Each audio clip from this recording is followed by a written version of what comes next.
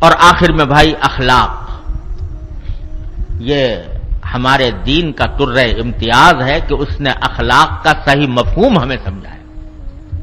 اخلاق کا لفظ تو استعمال ہو رہا ہے ارسطو اور افلاطون کے زمانے سے، اخلاقیات، ایتھکس، یہ لفظ تو ارسطو اور افلاطون کے زمانے سے استعمال ہو رہا ہے، اور آج مغربی دنیا میں بھی اس کے اوپر بڑی کتابیں لکھی ہوئی ہیں۔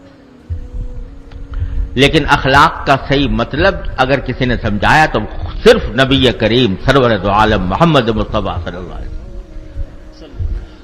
اخلاق کا مطلب آج جو سمجھا جاتا ہے وہ ظاہر داری ہے، مسکرا کر مل لو لوگوں سے، مسکرا کر مل لیے، لوگوں کو اپنا گرویدہ بنا لیا، بس یہ اخلاق ہے، چاہے اندر عداوتیں چھپی ہوئی ہو۔ پوری کتابیں لکھی ہوئی ہیں، اردو میں ترجمے بھی ہو گئے کہ لوگوں کو کس طرح گرویدہ بنایا جائے، اس کے اوپر کتابیں چھپی ہوئی ہیں۔ وہ بہت مشہور کتاب ہے ڈیل کارنیگی کی کہ کس طرح لوگوں کو اپنا گرویدہ بنایا جائے، اس کا طریقہ کار کیا ہے، حاصل کیا ہے، اس کا مقصود سارا کیا ہے، لوگ میرے گرویدہ ہو جائیں، لوگ مجھے بڑا سمجھیں۔ یعنی ساری تعلیم حب جاہ کی ہے۔ اخلاق کے معنی کیا ہوئے؟ حب جاہ۔ اور نبی کریم صلی اللہ علیہ وسلم نے جس اخلاق کی تعلیم دی وہ تو حب جاہ کی جڑ کاٹتی ہے۔ فرمایا کہ 2 بھوکے بھیڑیے اگر کسی بکریوں کے گلے میں چھوڑ دیے جائیں تو وہ اتنی تباہی نہیں مچائیں گے جتنی حب جاہ، حب مال کے فتنے انسان کے دین میں تباہی مچاتے۔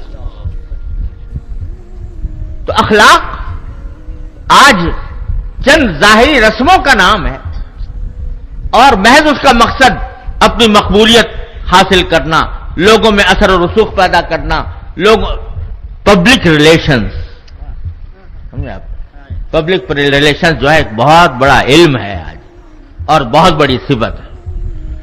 یہ شخص پبلک ریلیشننگ میں بڑا کمزور ہے، یہ شخص پبلک ریلیشننگ میں بہت اعلیٰ ہے، تو اس کو معیار فضیلت قرار دیا۔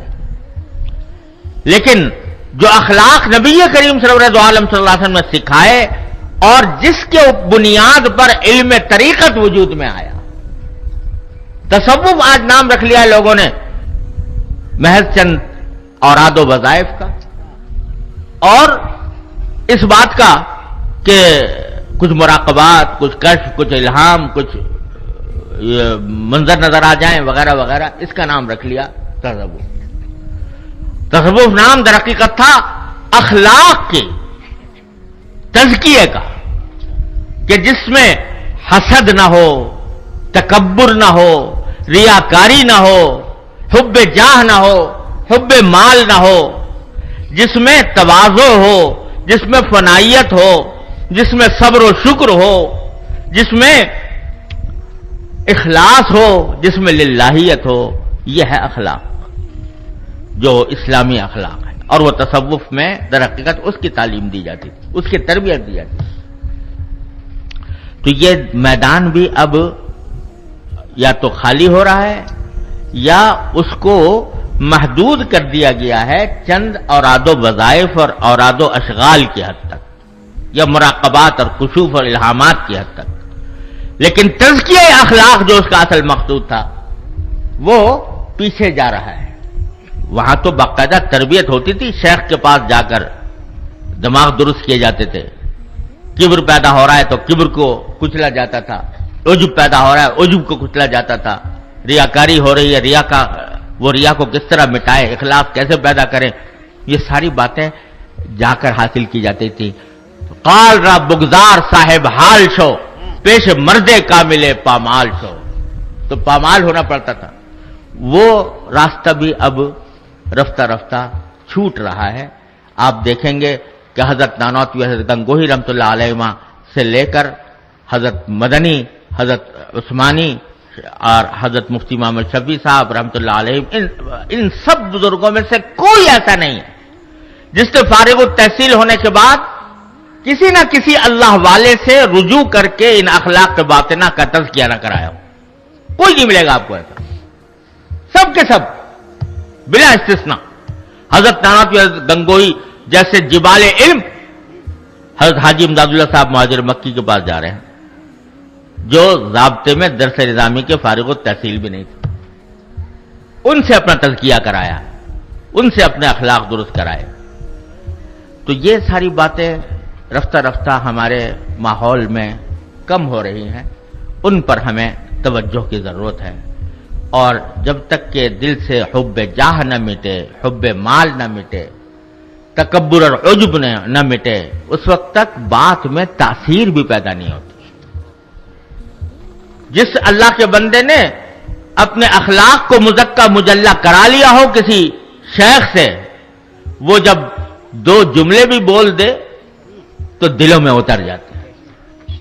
اور اگر یہ نہ ہو, شہرت مقصود ہو, ریاکاری مقصود ہو, نام و نمود مقصود ہو, تو پھر لمبی چوڑی تقریریں بھی اس کان سے داخل ہوتی ہیں, دوسرے کان سے نکل جاتی ہیں, وہ دل میں نہیں اترتی ہیں.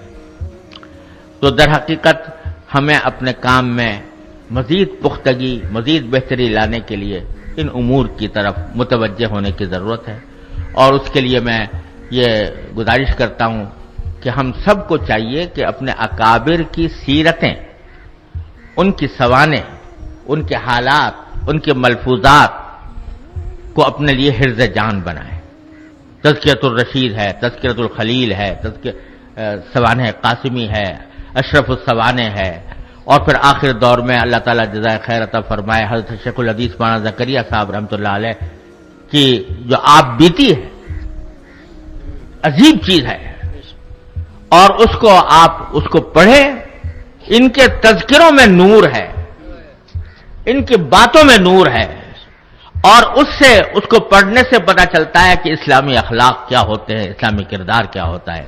میں اپنے سارے ساتھیوں کو بھی اس کا مشورہ دیتا ہوں, اور الحمدللہ خود بھی عمل کرنے کی کوشش کرتا ہوں کہ ان سارے بزرگوں کے تذکرے ہمارے سامنے رہیں, اور اس کے نتیجے میں اللہ تعالیٰ ان کے کردار, ان کے اخلاق کا کوئی عکس ہماری زندگیوں کے اندر بھی پیدا فرما دے.